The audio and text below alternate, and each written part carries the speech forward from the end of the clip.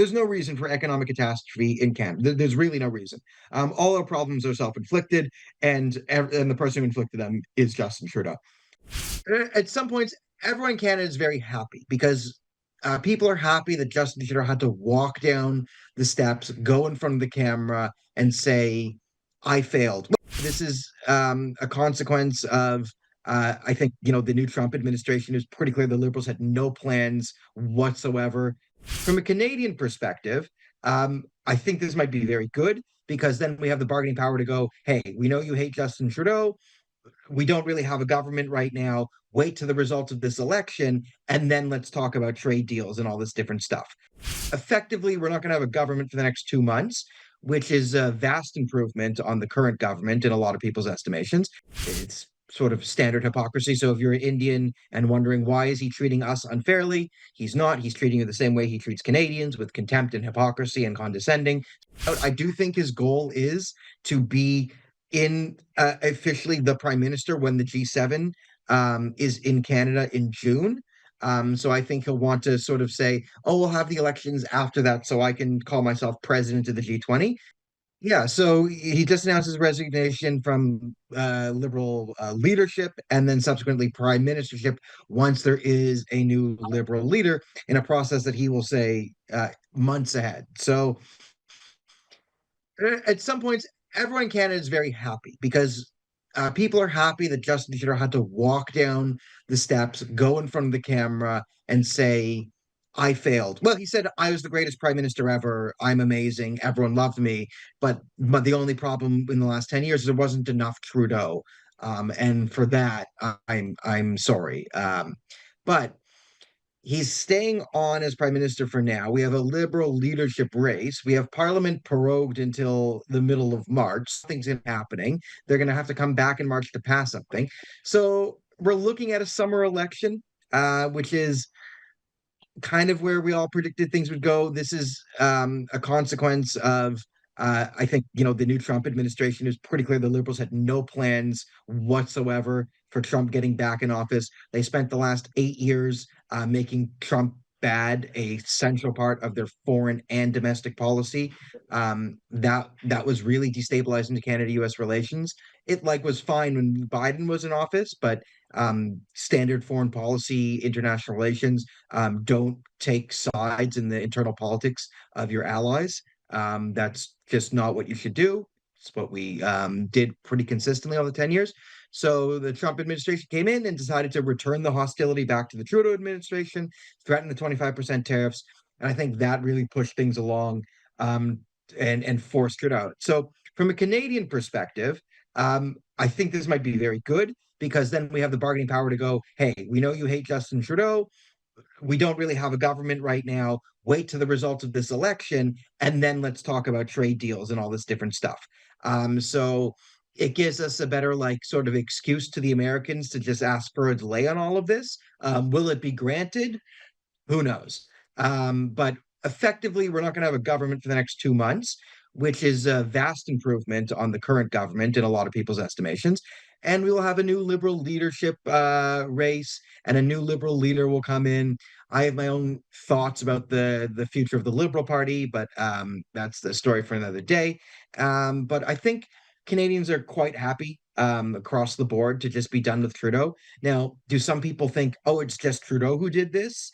Or do the Canadians understand that this is actually the policies of the Liberal Party that have affected their lives? We'll find out if the hatred is more towards Trudeau or the Liberals. I mean, there is a special type of condescending narcissism that Canadians have always found off-putting in Justin Trudeau. It started back in his first term. He accused small business owners, doctors, and lawyers of being tax cheats, while maintaining loopholes for his own trust fund. So he, passed a law called small business owners and doctors tax cheats, and used that to then protect his own personal pension because he comes from incredible wealth. He comes from oil wealth and a future prime minister, and then rails against nepotism and the energy industry. It's sort of standard hypocrisy. So if you're Indian and wondering why is he treating us unfairly, he's not. He's treating you the same way he treats Canadians, with contempt and hypocrisy and condescending. So in a sense, he treats you like you really are his people, with the true contempt of that he has for the average Canadian. He does have for you as well. So I think everyone's in a good mood in Canada over this. There's just a hardened. I mean, if you watch the CBC, the news media, especially the CBC, it is kind of funny right now. It's sort of like a funeral there, like they're having a funeral. Rosemary Barton and David Cochran, they look like they've lost, like they looks like a dog, like their family dog just got run over in front of them. Which I'm enjoying, and a lot of Canadians are also enjoying. Just the look of just utter shock on their face.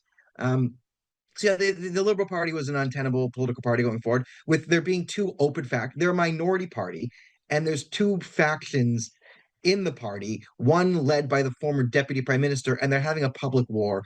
It was untenable and couldn't go along. So Trudeau has managed to sort of kick down. How much more time can he squeeze out as prime minister? We'll find out. I do think his goal is to be in officially the prime minister when the G7 is in Canada in June. So I think he'll want to sort of say, "Oh, we'll have the elections after that, so I can call myself president of the G20." Because again, this has always been his priority, is to be seen as an international leader at like a United Nations, international human rights, something climate change. He's always wanted to do that. So he'll get to fulfill one of his lifelong dreams, which is calling himself president of the G7, and millions of Canadians will get to see their lifelong dream of watching Trudeau resign from office. If I may ask, what's the future for Justin Trudeau? Also about the stability for Canada, the political stability. If you can share your thoughts on that.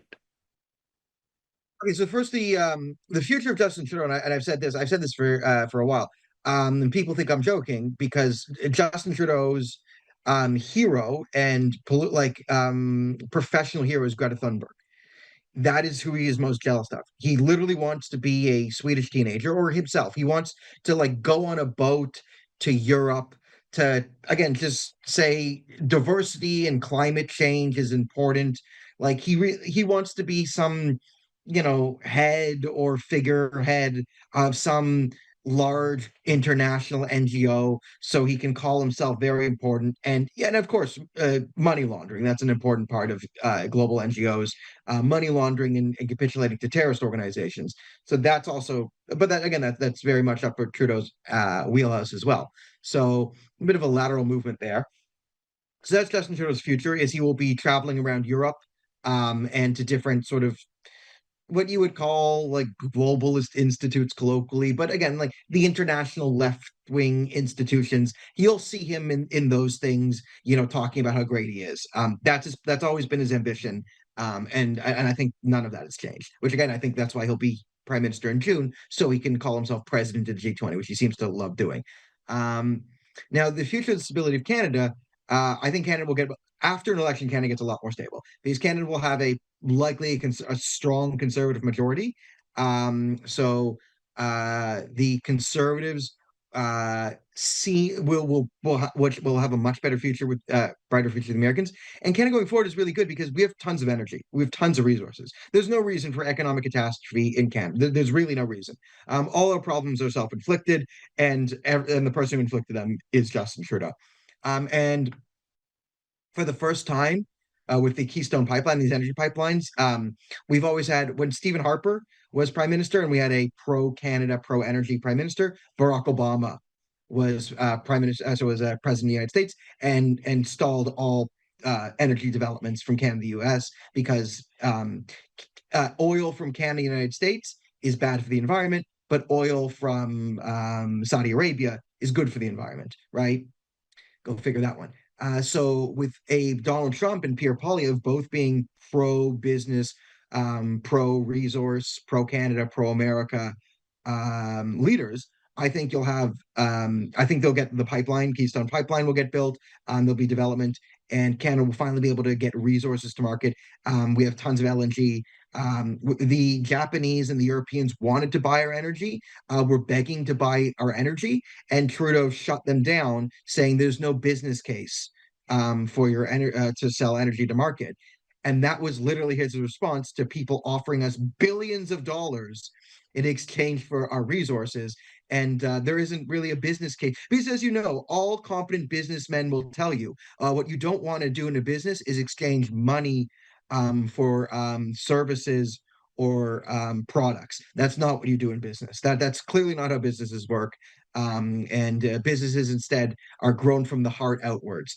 I am joking, but this is also parodying verbatim Justin Trudeau's rhetoric circa 2015. So this madness will stop.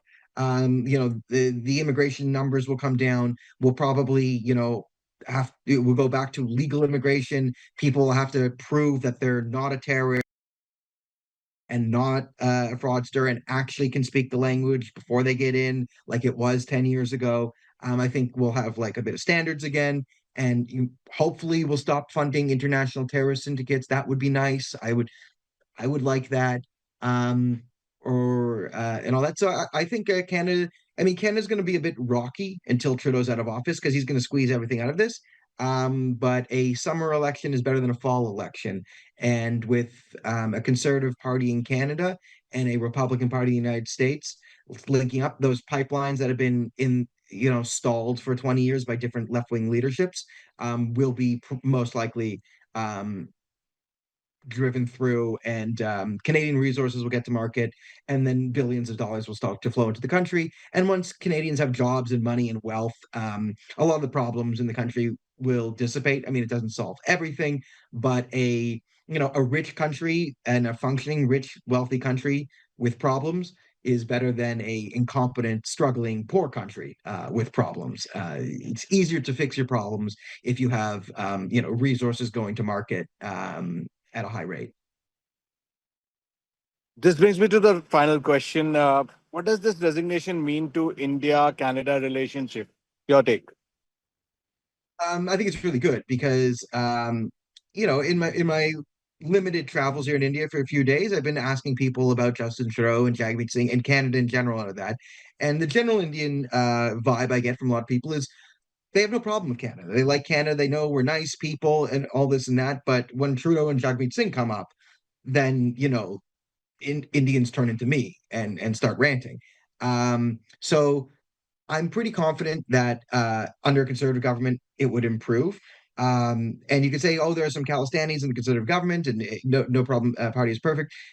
And a lot of the Khalistanis in the conservative party are just due to ignorance. The Khalistan issue is not understood nearly as much in Canada. However, the Khalistanis do act as a proxy of the Muslim Brotherhood.